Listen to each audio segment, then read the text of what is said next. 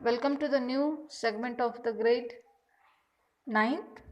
We are discussing 4th chapter climate, in that pressure and winds in an Indian climatical condition,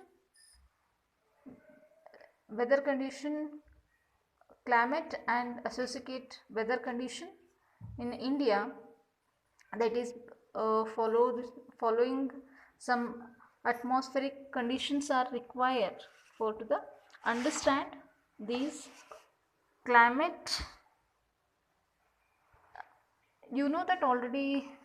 This is important important point, that is pressure and winds. Pressure and surface winds, upper air circulation and western cyclonic disturbance and tropical cyclones. So India, it is India, our country, it is lays that is north eastern winds. So these winds is originate from to the subtropical high pressure belt on the northern hemisphere, and they blow the wind. It will be blow the southwards, get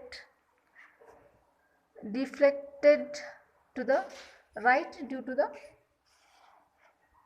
Coriolis force, and that is that it will be moved towards to the equatorial low pressure areas. So when we see these winds, they will carry moisture, that little moisture which will be carried by these winds, and that will be blown to the over land, and it will bring sometimes rain and sometimes it won't bring any kind of rainfall, that creates a arid land. So this air and wind and pressure, or pressure and wind condition over the India, that is unique. In a winter season, it's high pressure areas in a northern side, that is a blow of cold dry winds. It creates low pressure air in a oceans, that is in a southern part. In a summer, it's a low pressure areas, it develops over interiors Asia, and in a northwestern India, these causes completely reveals of the direction of the wind during in a summer. The air moves in the high pressure in the southern part of the India, that is in the ocean part.